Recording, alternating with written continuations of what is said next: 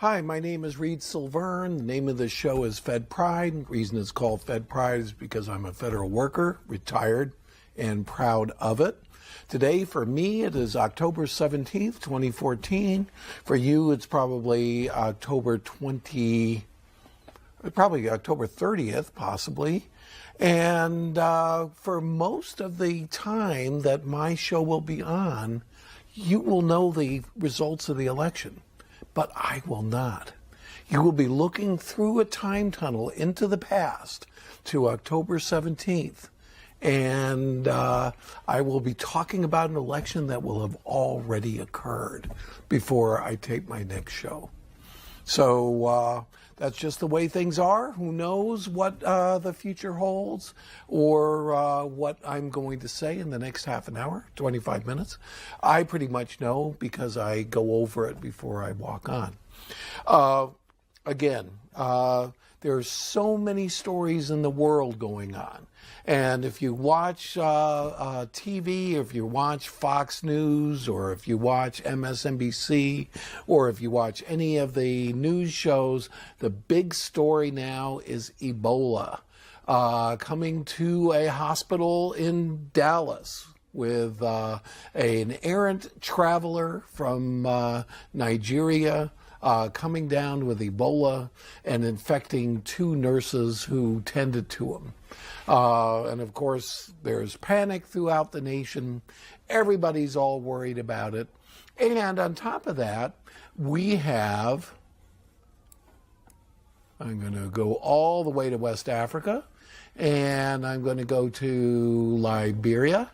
And in Liberia, there are 500 American troops who are handling all the logistics in order to set up, I believe, 26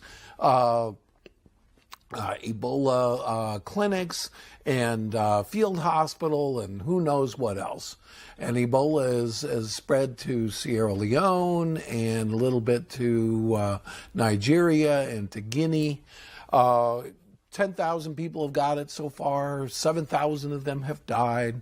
And there's been one case in Spain, and now 3 cases in Texas.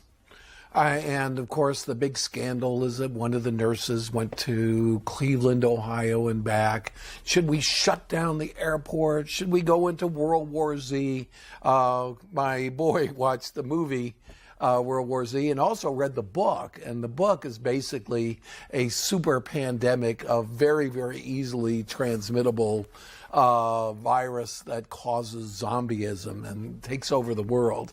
And of course, the nations that completely shut themselves down, Madagascar, for instance, and are most totalitarian about violating people's rights in order to isolate them or just come out and shoot them,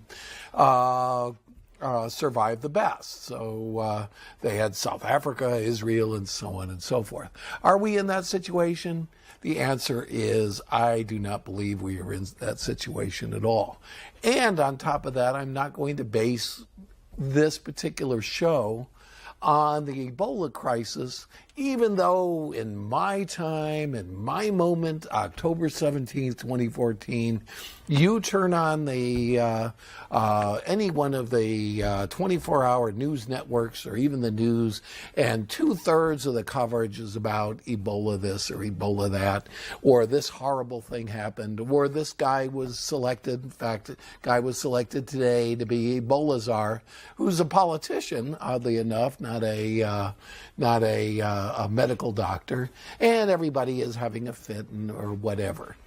But the fact of the matter is, whether we like it or not, whether certain elements of our population just think that whatever Obama does is evil and dictatorial and so on and so forth, that while the ISIS situation was going on, and it looked like ISIS was going to sweep over Iraq and take Baghdad, and the Iraqi army had collapsed, and look at Obama getting out of Iraq, and he's caused the whole world to be thrown off. We were sending troops to Liberia to get control of the Ebola crisis. And of course, everybody was, or everybody, meaning the Republicans in Congress and so on and so forth, were criticizing Obama for wasting resources and wasting the Defense Department, going to Liberia and trying to do something about this outbreak that was out of control. In fact, in Freetown, I believe that is either Sierra Leone or Liberia, they had cordoned off an entire district, and there were riots in the district, and people were hugging their loved ones and getting infected with Ebola and so on and so forth. So there has been improved education there. The Ebola crisis, however, is limited to 3 or 4 countries in West Africa. It's not spreading throughout all of Africa like those pictures that you see of the axis spreading all over Europe, but it is definitely killing a lot of people. 10,000 have gotten it. Between 6,000 and 7,000 people have already died, and more people are getting it over there.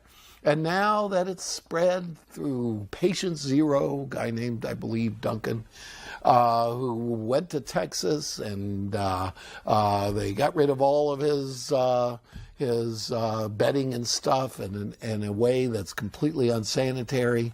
They're watching 70 people here and 100 people there. But the fact of the matter is, we are watching these people. The CDC is taking over, even though their budget was slashed by the sequester and by the Republican Congress. It's still out there doing its job. And the irony of the whole thing is Obama's favorability rating and approval rating has gone from 41% to 47%. He's still underwater. Still more people that don't like him, don't approve, than do approve.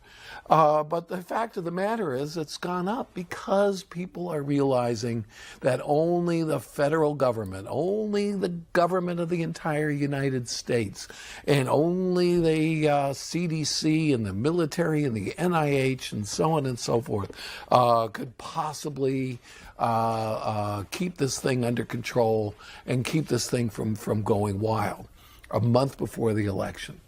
Now, a year ago, there was a government shutdown. The Republicans in Congress were intent on shutting down the government to prevent the horrors of Obamacare from taking over.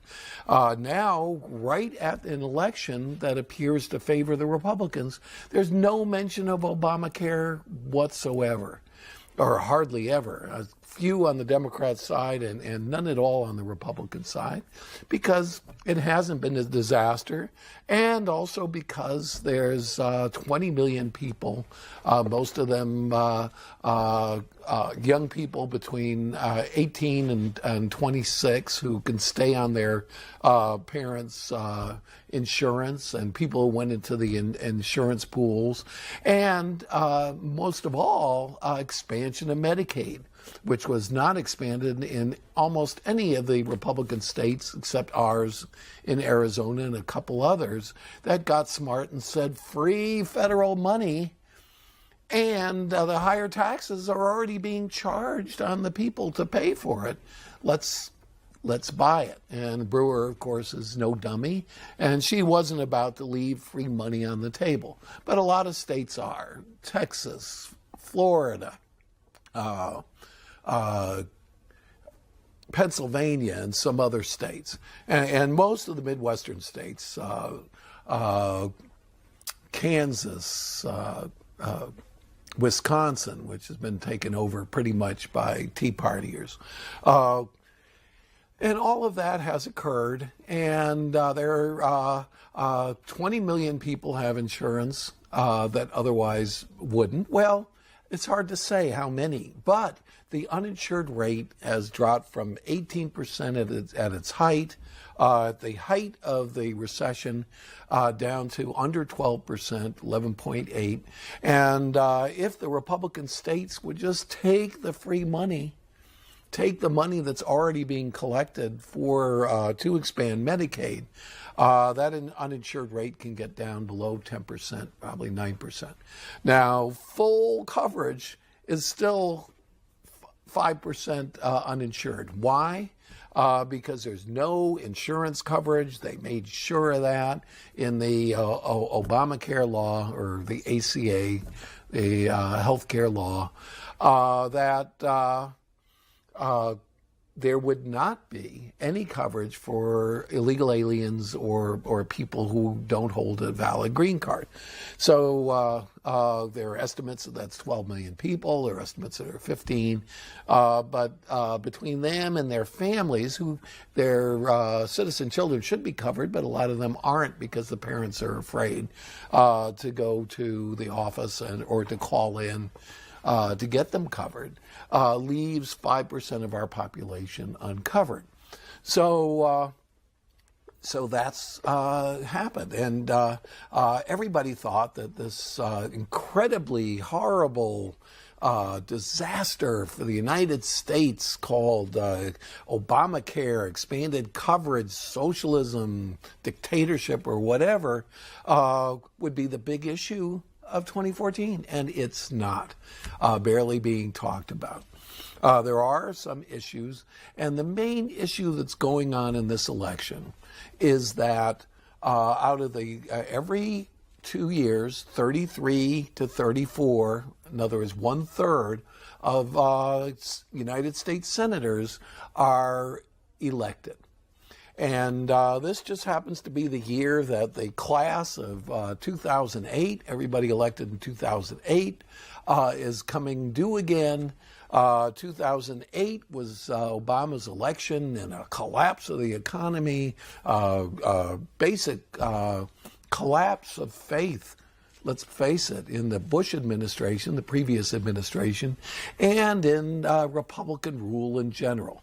So a whole bunch of conservative Democrats were elected in red states that have gone for Romney, some up to 19% Romney favorable.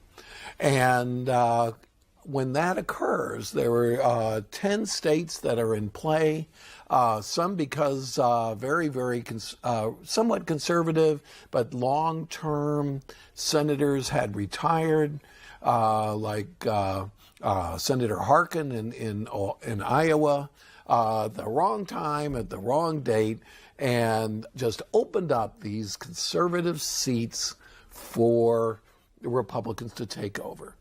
And most of the pundits and most of the pollsters are saying that there's a somewhere between a 60 to 75% chance the Republicans will rule the Senate. And that's because this is just a bad year for a whole bunch of vulnerable Democrats to come up and hardly any vulnerable Republicans. So what has happened? First of all, what do I think is going to happen? Because some of you are going to watch this show before I'm on in November, the middle of November, and you're already going to know the answer. You're going to be looking back through this prism of time and history and saying, Reed is just so full of it because he is going to make a prediction about the Senate 2 weeks, or almost 3 weeks before the election. And I will. I believe the Democrats are going to hold on to the Senate. And that could be completely wrong. And basically all the pollsters who average all the polls and do all the machinations and do the statistics are saying the Republicans have a tremendous chance, not just a 50-50 chance, but a 60-40 to 75-25, 80% chance of winning the Senate. But a couple things have happened that's disrupting this whole scenario. Basically, some of the races are trending toward the Democrats that everybody thought wouldn't. Shaheen in New Hampshire. New Hampshire has been a pretty conservative state, even though it's in it's in the middle of New England. Tea Party governor had taken over, and he was thrown out in the last election. And basically, a lot of the kind of Tea Party philosophy that took over New Hampshire has been rejected by a lot of even the moderate Republicans. So it looks like Shaheen is going to win.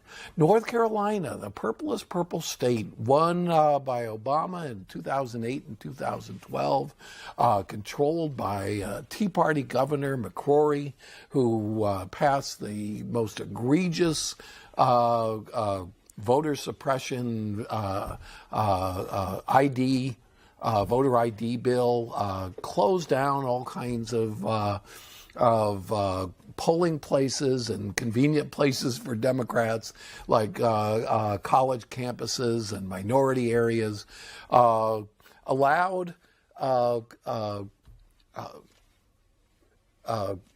open carry or gun licenses, concealed carry gun licenses as legal ID, but not VA ID or student ID, even though the student ID is issued by the state. So very, very extreme things. A lot of other laws slashed and burned the K through 12 subsidy by the state to local districts. But basically, there's been a big reaction, and people don't like and haven't liked what they've done in North Carolina. North Carolina, first of all, is a changing state with more Hispanics than there were before, more Northerners, and a big, giant tech area right at Charlotte, Raleigh, Durham area around Duke and University of North Carolina. And basically, this state has become a purple state where Democrats can win on occasion, usually conservative Democrats, but that cutting taxes for the wealthy, cutting education is not good for states that are tech-oriented. And a lot of the tech businesses have opposed the guy who founded Dollar General. His name is Pope, who basically financed the takeover of the state and even got himself appointed to a position in state government in 2010. So looks like Hagan is ahead. Hagan is the Democrat, and that's a surprise. Colorado and Iowa, the Republicans are slightly ahead, but they're only slightly ahead in the likely voter polls. And on top of that, there's a lot of consternation about some of the positions of Joni Ernst, who's the Republican in Iowa, who's ahead by either 1 to 3 points, or Cory Gardner, who's very, very slightly ahead, but within the range of error against Udall. And my brother actually lives in Colorado, and he says Udall does terribly in debates, and he's a terrible politician. But he's hanging in there, and he may win. It all depends on whether the likely voter representations, the likely voter adjustments that are made in these polls are true or not. Then there's Alaska, and in Alaska, there was a Democrat had taken over in 2008, the Obama sweep by almost a negligible amount of votes. It was almost foregone that any Republican could defeat him. Alaska is still a toss-up. And on top of that, the guy who's running on the Republican side is a carpetbagger. He's from the lower 48. He doesn't have a history in Alaska, and he's going back to Washington where he belongs if he wins. But there's some other complications, and the other complications are right in the heart of Republican territory. And first of all, there's a couple, Wyoming and South Dakota, which are definitely going to the Republicans. They're Democratic seats that were held by blue dogs who are very conservative Democrats, and they are going Republican. There's no doubt about it. Again, Arkansas. Arkansas has David Pryor, and he's the son of a very, very famous Arkansas senator who was senator for 25 years. Basically reorganized federal retirement, that's why I was aware of him, and Social Security during the Reagan administration, and is credited a lot for saving Social Security by raising the payroll tax under Reagan. Who would have thought of it? That's completely against the Koch brother Tea Party concept. Imagine raising the taxes, but Reagan did it. And he basically rendered Social Security solvent for the last 35 years and probably for the next 15 by raising the tax. But he also kept a very, very, very tight and low ceiling on it. Basically, if you make more than $105,000, the next dollar does not get any payroll tax against it at all. Unlike the Medicare tax, which where the cap was raised in order to pay for Obamacare. So these are the kind of things that are happening. But in Kansas, which is very interesting, Kansas was taken over, very Republican state. However, one thing about these Midwestern prairie farm areas is that in these farm areas over there, there is a tradition of populism, which basically distrusts big business, distrusts oligarchs, and it's basically a thing for the little guy. And oddly enough, since William Jennings Bryan in the late 1800s, there have been Republican after Republican. Actually, I think William Jennings Bryan was a Democrat. But there's, since Teddy Roosevelt, there's been Republican after Republican in this Midwest area who were basically for antitrust, against the oligarchs of the day, and for the farmers, free silver, and so on and so forth. And basically were prairie populists.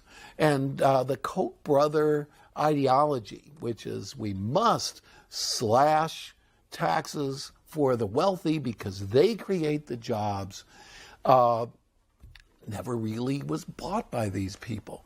So there in Kansas, the governor, his name is Brownback, imposed a drastic income tax cuts skewed toward the wealthy, and said this is going to increase the revenues of the state.